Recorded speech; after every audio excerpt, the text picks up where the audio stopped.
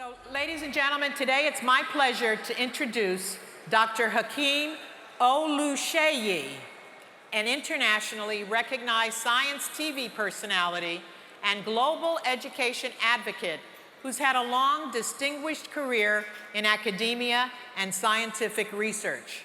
Most recently, Dr. O was stationed at NASA headquarters where he served as an astrophysicist and space education lead. A former TED Fellow, Dr. O holds 3 degrees, 8 US patents, 4 European Union patents, and co-hosts several shows on Science Channel and Discovery International, including Outrageous Acts of Science, How the Universe Works, and Strip the Cosmos. In addition to being the president of the National Society of Black Physicists, Dr. O has won several honors for his accomplishments and contributions.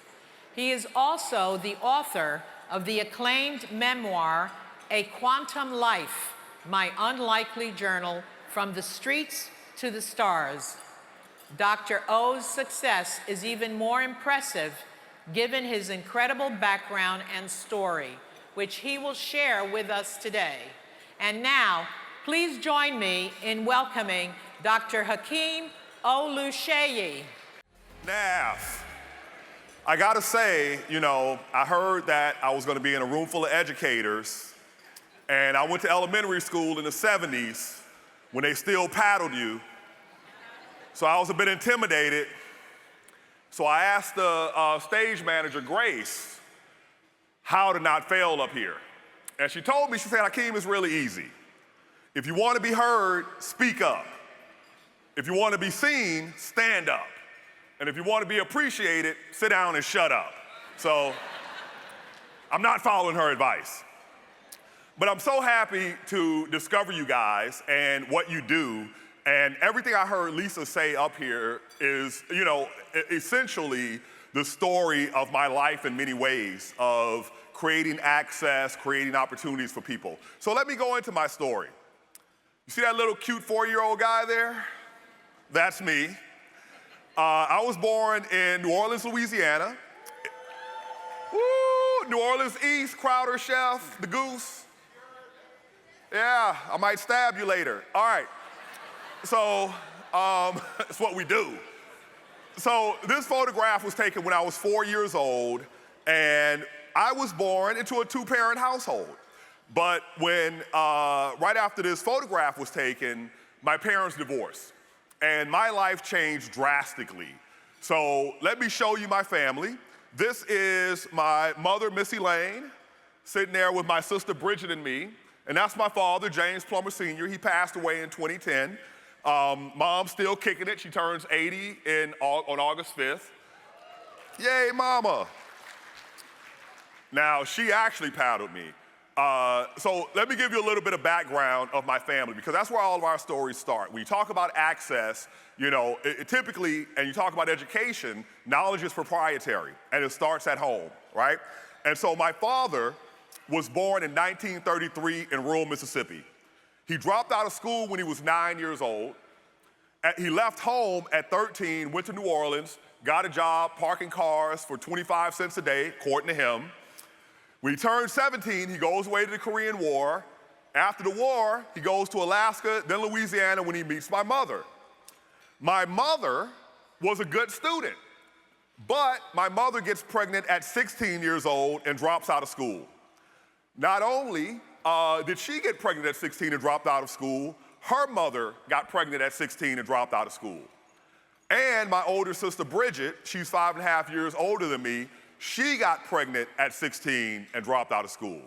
So I'm not only the first member of my family to graduate a university degree, I'm the first person to graduate high school, okay? So what happens when my parents divorce is that I go on a journey with my mother that lasts a decade. In 1971, we leave New Orleans and we hop in our Ford Maverick, drive to Los Angeles, where my mother's extended family is, and I have 3 older male cousins. And they were all part of this new social club you may have heard of, the Crips. And the thing that was notable about that decade is that I literally moved every year. So preschool, I'm in LA, and we're living in Watts with my granddad, Papa John. The next year, I'm in Houston. I don't know what community. Then I go back to LA, we're in Inglewood now. Then I go to New Orleans, you know, the Goose. Then I go to rural Mississippi. Then I go back to New Orleans. I live in Houston's 3rd Ward in South Park. You guys know those neighborhoods? Yeah?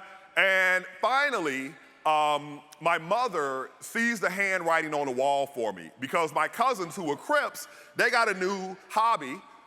They expanded their professional activities into bank robbery, and 2 of the 3 went to prison, and they both got out in the early 2000s, and one of them, my cousin Ralph, he lives in LA today. If you went and hung out with him, you'd never know he ever spent the day in prison. My other cousin, Chris, he gets out. He maintained a drug habit while he was in prison. When he got out, he went right back to robbing banks, and he's in prison to this day, where he'll be for his entire life. So that's a bit of my pedigree. So if you're trying to make astrophysicists, I'm giving you the formula here. Now, I like to look at my childhood in 2 parts. I didn't come up with this phrase, others did, but there was the gangster and the nerd, all right? So my family, I call my family life crime school. Why is that? Because when I was with my cousins, they were teaching me how to survive in the streets of LA. At 9 years old, I was reunited with my dad. My dad, by this time, he's working at a factory, the Kaiser aluminum factory. The New Orleans folks know what I'm talking about. Throwing vats of aluminum around in the furnace room, taking salt pills so that he doesn't dehydrate and die.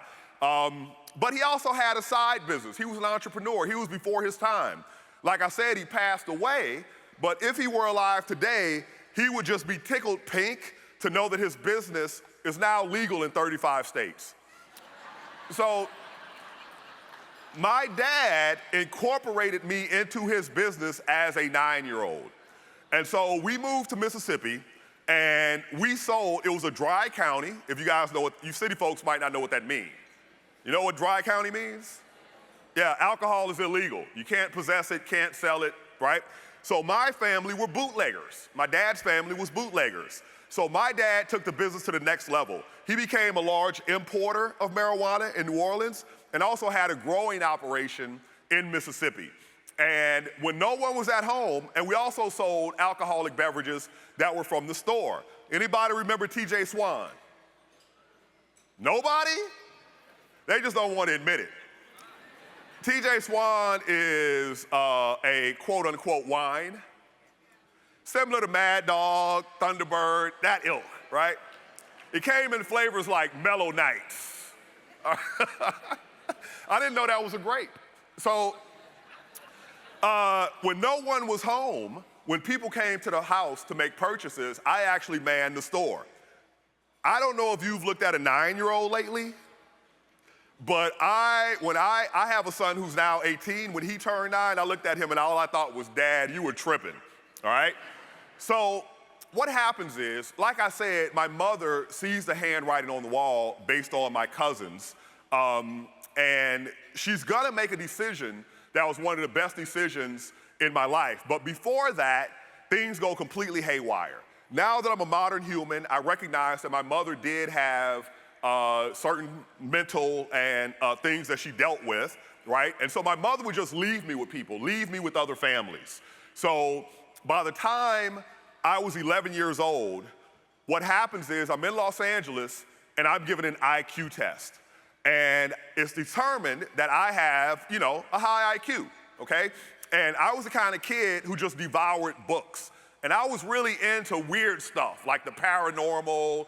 I love anything fantastical. Edith Hamilton's mythology. I love comic books. And so because I read so much, you know, I was about one of the best read kids on earth at that time. You know, I got this test and they were like, oh, this kid has a high IQ. So what do you think happens when you get that test? Well, in my case, what happens is over the next 16 months, I lived in 9 different households and attended 5 schools across 3 states between the ages of 11 and 13. And I was in those tough neighborhoods that I told you about. So I'm a big guy. What do you have to do when you're the new kid in the tough neighborhood? You gotta fight. And because I'm a big guy, I was fighting guys 2-3 years older than me, so I started learning certain lessons in life, such as, it's better for me to intimidate you before you intimidate me. It's better for me to punch you in the face before you punch me in the face, right? So I did what, I'm just gonna take these off, because I can't see anyway. So I did, we called back in the day going bad, right? I put on this armor of self-protection because of the communities that I was living in. Nobody calls it going bad anymore, and that's because of Tupac.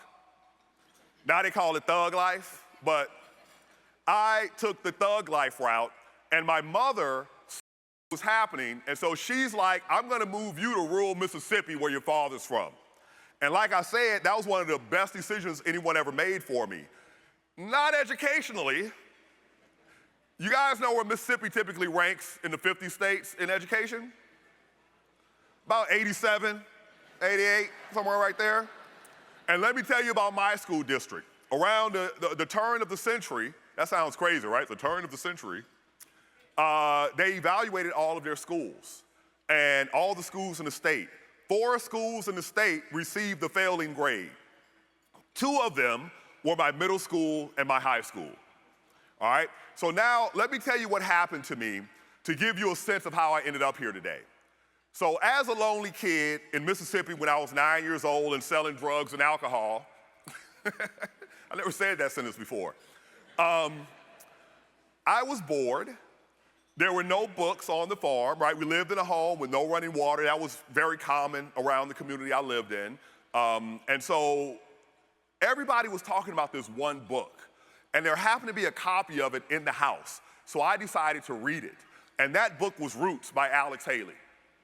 And after reading Roots and getting drawn into that story and feeling what Kunta Kinte felt, right? I was like, man, adult books are amazing. Let's do that again. And of course, we moved. And the next year we were in New Orleans, and there were 2 types of books in the house. There was the Bible, and there was a set of World Book Encyclopedias that my mother had purchased. And I decided that I'm gonna read one of those from cover to cover. Guess which one I chose? The one in modern English.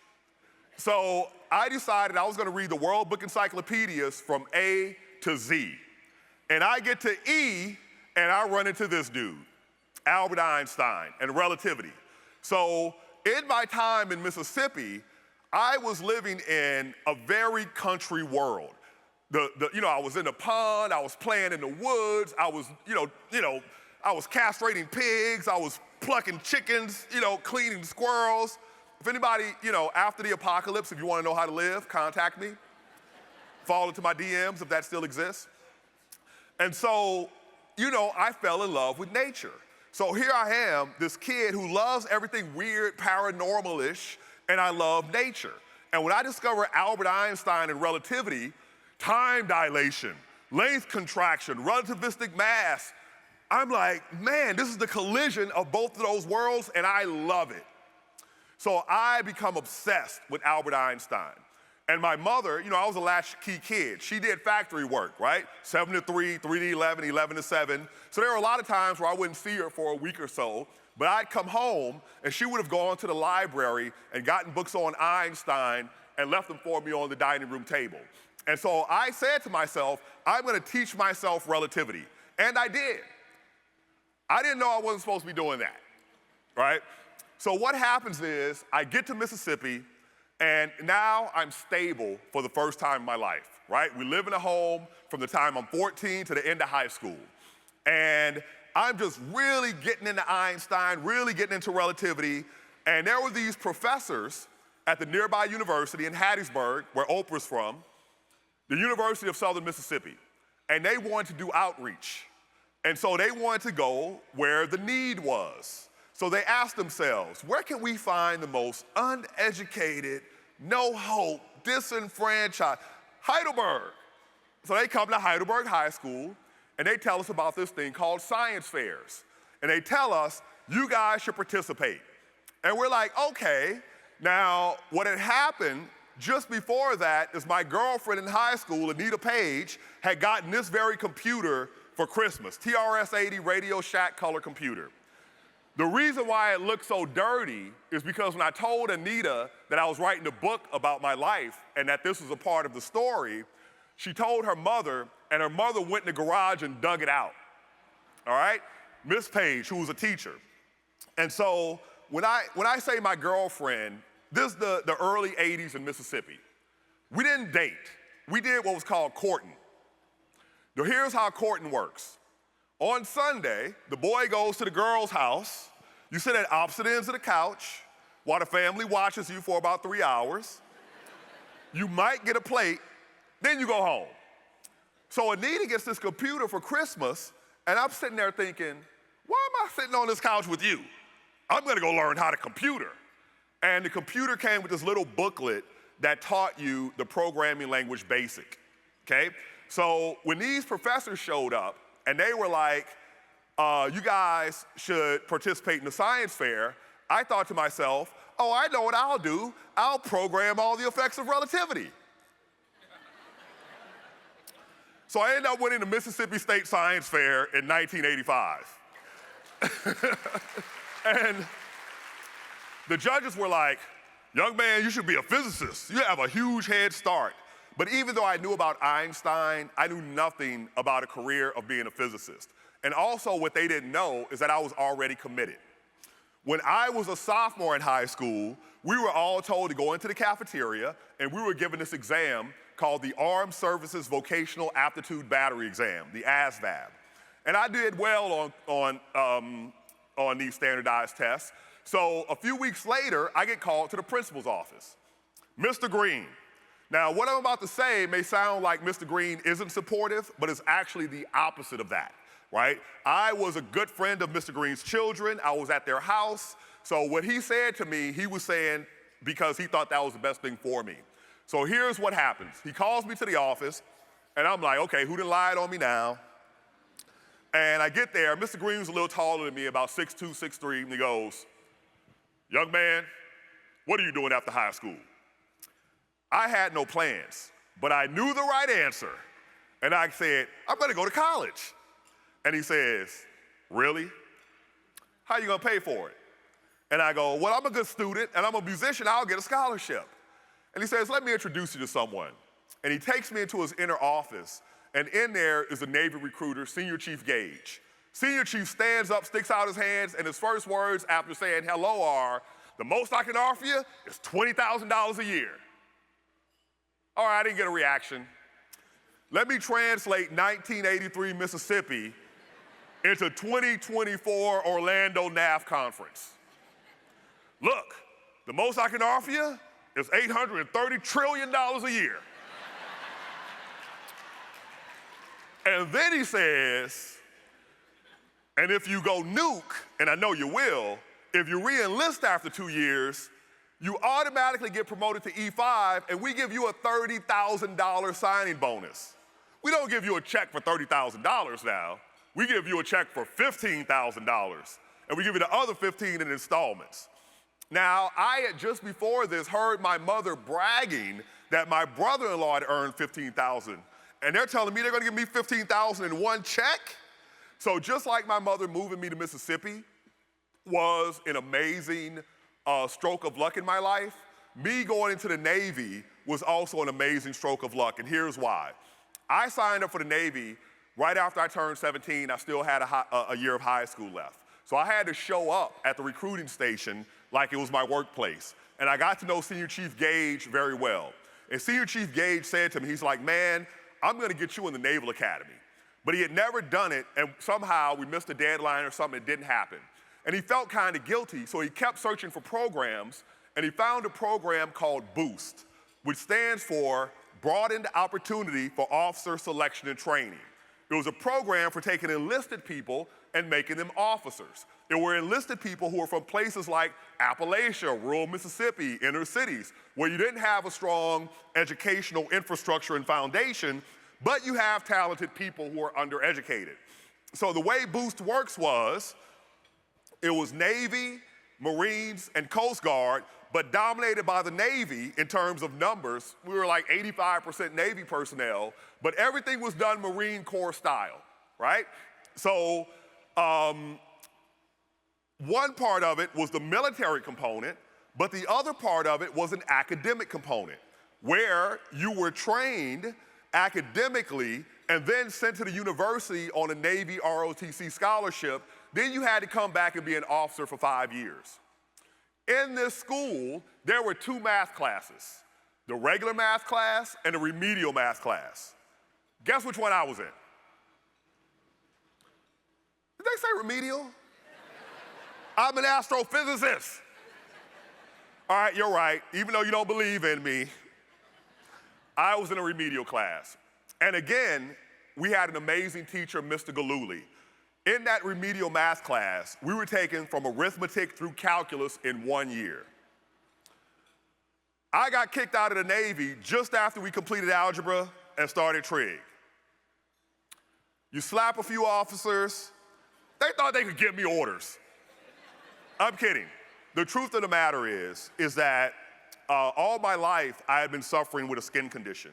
And until this day, I still have to cover myself in steroids every day to keep it at bay. I have a very bad case of atopic dermatitis, and I was properly diagnosed for the first time in my life in the Navy.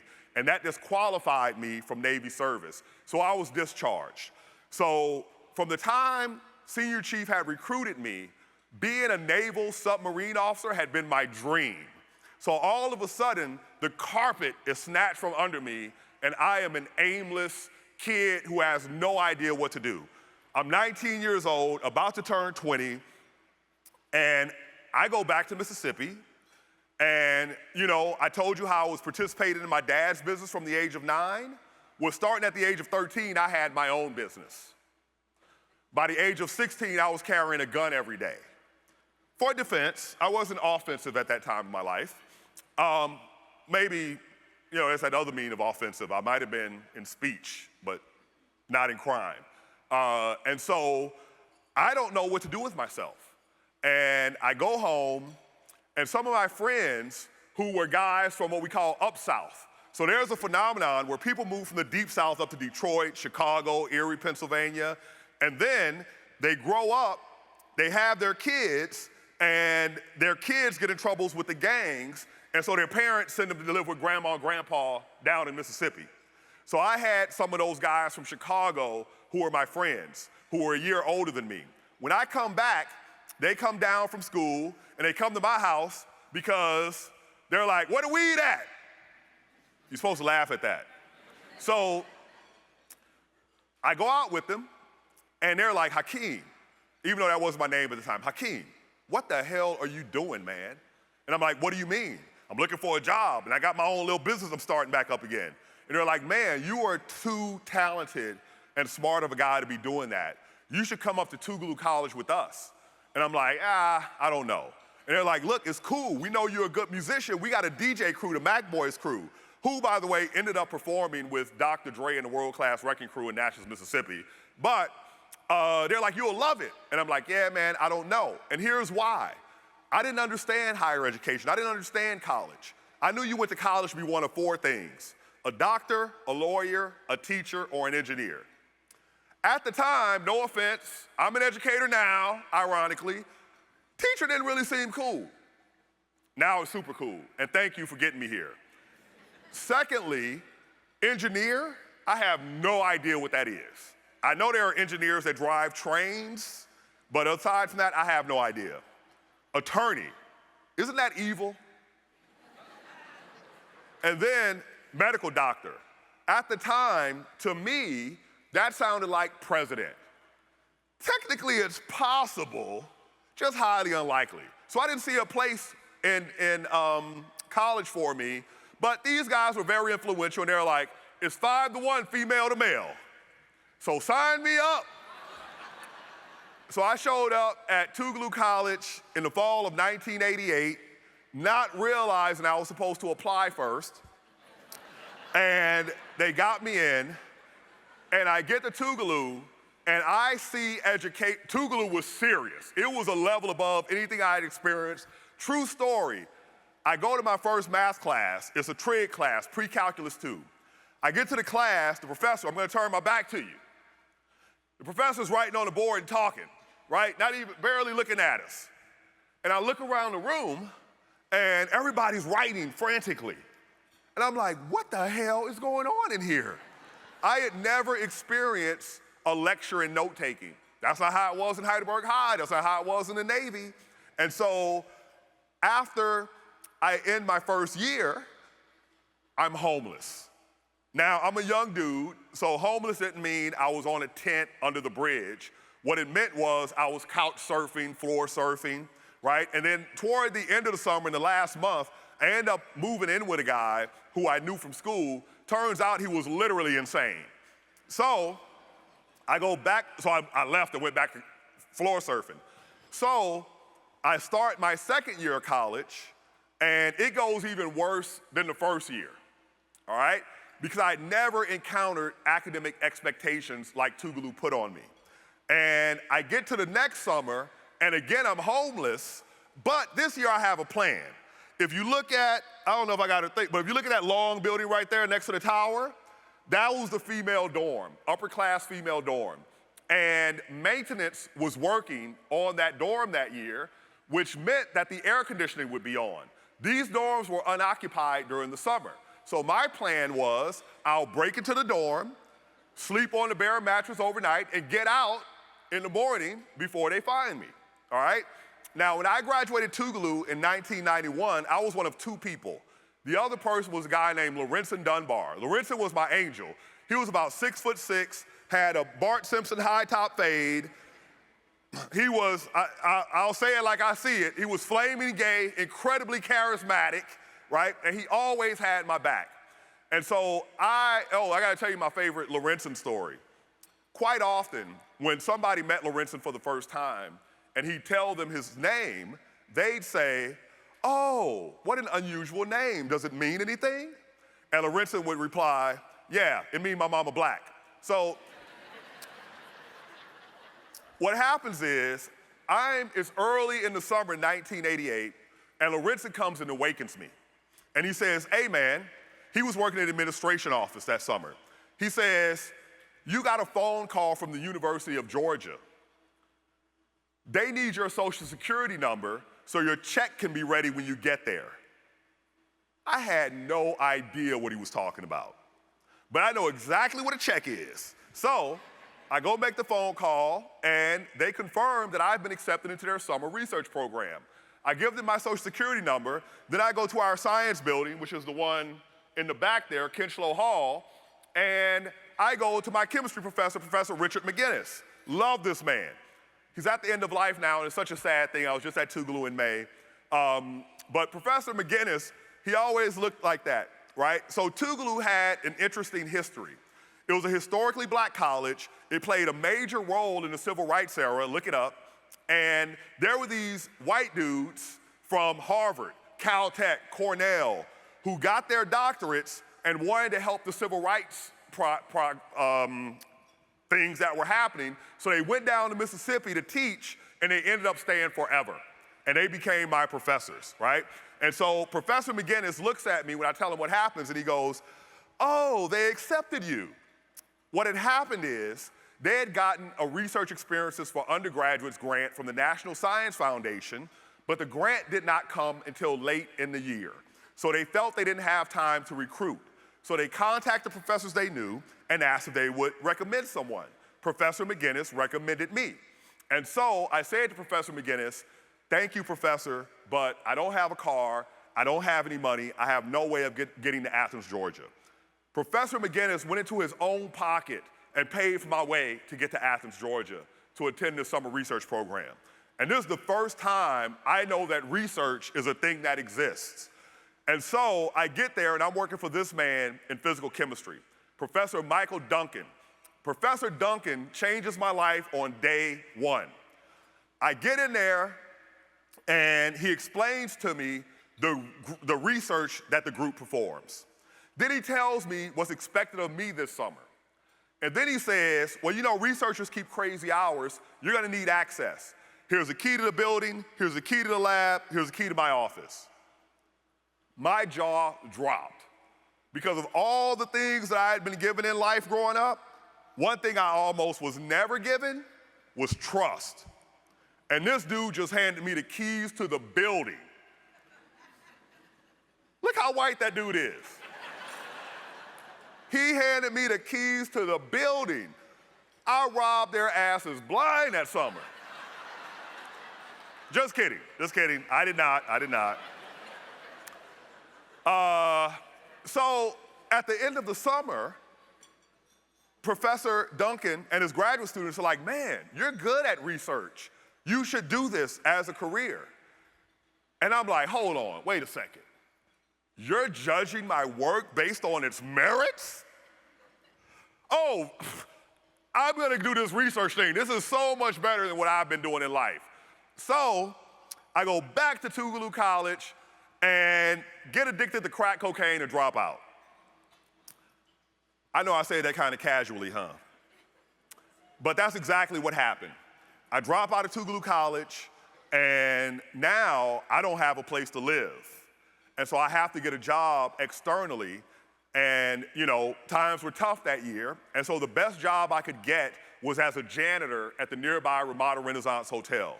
I'm making $4 an hour, I'm getting 20-something hours a week, right? I'm barely making $100 a week. I have an apartment in the ghetto, and I'm so broke, I don't even have money for food. So the first thing I do, I work 3 to 11. When I get to the hotel, is I'd go walk the halls, because when people order room service, they sit their tray outside the door. So I go walk the halls and find trays with food and eat people's leftovers. But then one day, my big break comes, and that is a bellhop gets fired. And so I'm like, a bellhop can make $100 in tips in a day. I'm gonna be a bellhop. I apply for the bellhop position, and they're like, no thank you. And I think to myself, I can't go from janitor to bellhop? I'm going back to college. So I re-enroll in college, and I take my first physics class. And who shows up but this woman? She was completing her PhD at MIT. She'd be the second black woman to get a physics PhD from MIT. The first is Dr. Shirley Jackson, who was once the head of the Nuclear Regulatory Commission under Reagan, and then she became the longtime president of Rensselaer Polytechnic Institute. She's recently retired. But Cynthia was concerned with the lack of African Americans in physics. So she went to the deans at MIT and raised money for this conference that she called the National Conference of Black Physics Students. And they started, she organized a couple of other black graduate students from Harvard, and they decided that they had to go recruit students for this conference. So they thought to themselves, where can we find the most uneducated, disenfranchised, no hope? Mississippi. So they come down to Mississippi and they tell us, we'd like to bring you to MIT, tell you about a career in physics. And by the way, there are recruiters there. And that's where I learned about graduate school, and that's where I met my eventual mentor, the late, great Dr. Arthur Bertram Cuthbert Walker, Jr. He was one of the first 3 black astronomers in America, and he became my mentor. He was one of 2 black professors in the 6 schools of math and science at Stanford University in their history. And when I applied to graduate schools, I applied to 10. Everywhere where I knew someone, I was accepted. Everywhere where I didn't know anyone, I was rejected. And I ended up getting accepted to Stanford University, not even knowing that Stanford University was this Harvard, Princeton-like super school. In Mississippi, we thought the top 3 universities in the world were MIT, Harvard, and Georgia Tech. And what's cool is you're aware of our work, the work that we pioneered.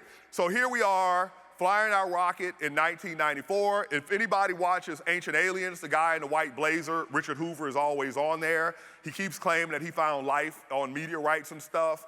But we pioneered the technology that shows you the sun with all the plasma loops. So we'd fly 16 to 22 telescopes at a time.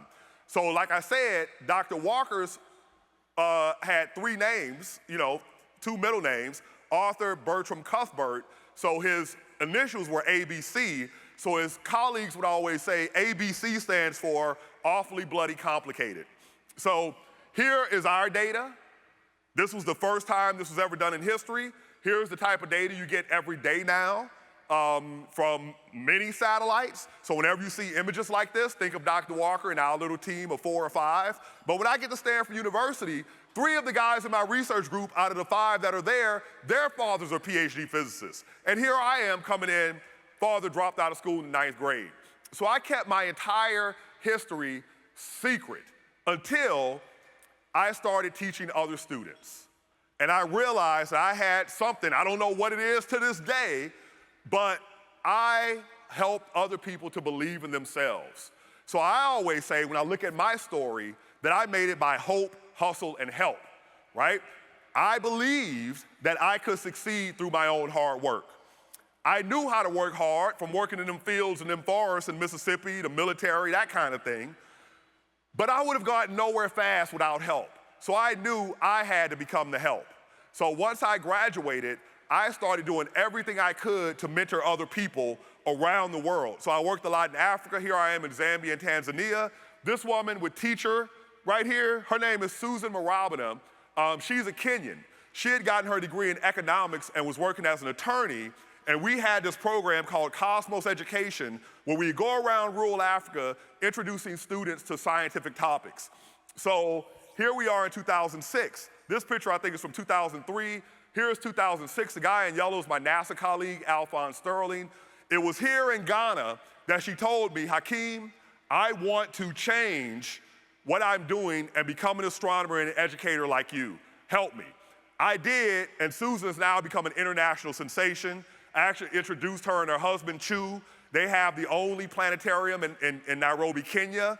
And, you know, these are like old news stories, but Google her. She's amazing. And this is my other student, Samaya Fareed. I met Samaya in 2004. I go to a conference, and people are coming to me, Hakeem, we met this one young woman from Alabama. She reminds us of you. And so I said, Samaya, come work with me in the summer of 2004 at Lawrence Berkeley Lab. We used to have contests over who was more country. I would be like, my high school graduating class was 70 people. Samaya was like, well, my high school graduating class was 20 people. True story. At the end of the summer, just like they told me, I said to Samaya, Samaya, you have the it factor. You can do this. I end up traveling to Huntsville, Alabama. I'm sorry, she worked for me in 2002. I'm sorry. In 2005, I traveled to Huntsville, Alabama, and Samaya had graduated a couple of years earlier. She graduated in 2003. I randomly run into her in a parking lot, unexpectedly. And I'm like, Samaya, what are you doing? Expecting it to be something amazing. She was working retail. And I asked her, what's up with that? And she told me that her family also had challenges. And when she graduated, she couldn't get a job immediately, but she was responsible for taking care of her 2 younger siblings who had not yet even graduated high school. So she had to take the job she could get. And I said, Samaya, hell no. Enroll in graduate school. You're going to be my student. I'm going to pay you a salary. This picture was from that same trip in 2006. We were going to get her thesis data. I'm going to skip these, another story, I don't have time. And anyway, Samaya is now today Dr. Samaya Fareed. She's held positions at Harvard and Yale, and she's just a superstar. All right? In 2007, my colleague, the 5th African-American astronomer, the first to study galaxies, Charles Magruder says to me, Hakeem, let's go transform South African astronomy. The students, you know, just like we have historically black colleges, they have something similar. And so they would leave their historically black college, go to the top universities, and fail out. And he said to me, Hakeem, you know as well as I that it's not a problem of academics. Among American astronomers, the inside joke was, Hakeem is the only astronomer, black astronomer, who you can tell is black on the phone. All right? It was a self-criticism because, you know, even astronomers of every ilk, you're coming from upper middle class primarily. So we went there, and I'm out of time, so basically I'm teaching these African students, and we end up transforming South African astronomy. So I'll jump to the end. Yeah, those dudes are doing great. I do this stuff a lot with a lot of people and a lot of things. Here's what I'm going to leave you with. Remember, hope, hustle, and help. The launch command issued and liftoff. Mark Vande Hei, Alexander Mazurkin, and Joe Akaba lifting off and now on their way to the International Space Station. I'm NASA astronaut Mark Vande Hei on the International Space Station orbiting 250 miles above our planet. And it's great to be a part of American Graduate Day. I've been fortunate to have had great mentors in my life during both my Army and academic careers. In fact, while Stanford University studying for a master's in applied physics, one of the people who helped me along the way was Dr. Hakeem Oluseyi. Hello, Hakeem. Houston Station on Space to Ground 3. NASA is a wondrous blend of science, engineering, technology, with mentors at every step of the way. So become a mentor, just like Hakeem was for me.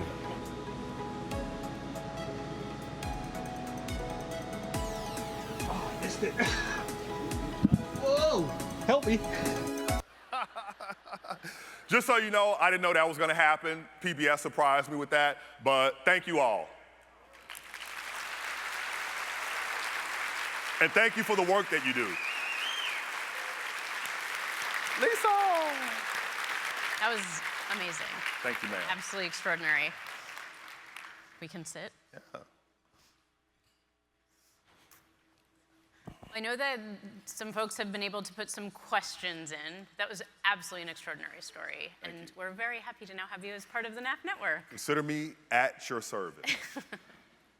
So we have a couple of folks who have put some questions into Slido. And I know we're running a little short on time, so we'll just do a couple questions, but definitely wanted to give the opportunity for everyone to ask some stuff. So first question, how would you recommend that we engage young urban males in STEM? First, the key thing is to actually engage. What I've done is I attack identity, because a lot of people think, oh, these people are good at math, these people are good at basketball, and I try to show people, I talk ebonically on purpose, right? I try to show people that there is no template for who can do this. And, you'd be surprised when I do corporate speaking, how many times the CEO, the VP comes up to me and and they'll be like, yeah, man, let me tell you my story. And it's, same stuff, but, if your identity is that that's not for me, you're never gonna do it. So I attack that hope thing. But, again, it's customized for whoever I'm dealing with, right? And it's so important, I think, so it connects to what so many of you are doing every single day of how do we engage, how do we connect, and how do we meet students where they are. Yeah. So can you name 2 meaningful things that teachers can do to inspire students who struggle to achieve in school? Yeah, that's a tough one, because you don't know what's happening at home, right? And I always say that what I have discovered is there are 2 ways that people are so I see mathematics as the gateway for all of STEM, and I'm a STEM guy. And I find that there are 2 ways that people are adequately educated in mathematics by the time they graduate high school. Way number 1, it's in your house. Way number 2, you got lucky. If you happen to go to school, there's a big difference. So I'll give you an example. My son, my mother says to me when he's like 4 or 5 years old, I think he's smarter than you. To which I reply, no the hell he ain't. His daddy got a PhD in physics, right? What I'm talking about at home is very different from what you and my daddy was talking about, right? And it makes the difference. That's why we want to send our kids to the best school, and the first school is home. And so for me, when I was going through my struggles, those teachers who just showed me that they cared for me meant so much.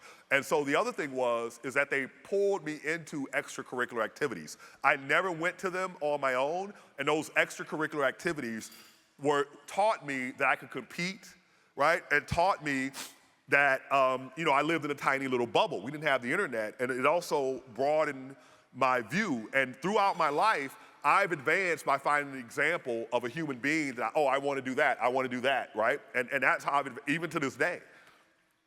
It's so important. And you talked a little bit about this, but it would be really interesting to hear, as you reflect on your life, what advice would you give your 16-year-old self? It's gonna be okay. Because man, let me tell you, throughout my 20s, like, I went through depression. I was self-destructive. Because of the neglect and the abuse that I suffered as a kid, I didn't know what was going on in my head. In retrospect, when I wrote my memoir, I could, it was sort of like therapy. And I just wanted to destroy myself. My drug addiction was about self-destruction. But I was like the person who jumps off the bridge, but when they hit the water, they start swimming, right? I want to destroy myself, but actually I don't, right? So, it was just believing in myself. It was a tough thing to do.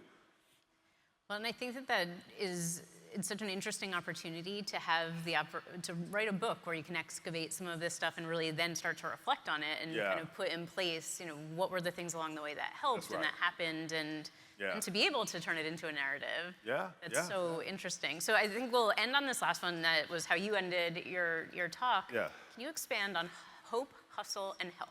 Yeah, absolutely. In rural America, where I grew up, it was like, if you don't hunt, you don't eat. You gotta work, right? And so, anybody knows what hauling pulpwood is? You don't wanna know. I started hauling pulpwood at the age of 12, right? Farming and working really hard. That's the hustle part. And so when I got to Tougaloo, when I took my first 3 math classes, the highest grade I got in any class was a C. And so I decided that, okay, if I'm gonna be a physics major, I need to know math. So second thing is, I'm gonna make myself a math major, number 1. The next thing is, me and this young lady named Francesca Wilkins, I'm like, let's do every problem in the calculus book. And every night, we'd go to Kinchlow Hall, and we literally did every problem in the calculus book that semester. After that, the lowest grade I got in the class was an A. I get to Stanford University, it's the exact same thing. I'm like, you guys might be better educated than me, but can't nobody in here outwork me. And I got, I raised myself to their level and above, right? But the hope part is, as a mentor myself and an educator myself, I run into so many people that think that they're not even gonna consider certain things because they just think it's not them. And you have to believe in yourself. And then the help component is exactly what you're doing, right? So when I was with Cosmos Education, our theme was engage, inspire, empower, right? And so there's a lot of inspiration out there, but the empowerment was from giving you the actual tools, the educational tools, as well as the human skills tools and the communication tools to allow you to succeed. And you need mentors that, find somebody who's done it and become them. So when I first graduated, if I was giving a talk, I would embody art. So if you go look online at my first TED Talk, it's called The Big Bang, How We Know, right? That's not me talking, that's Art Walker talking. This is me talking. Really incredible, and thank you so much for being here. We so appreciate it, and that was so inspirational and such a great way to start the conference.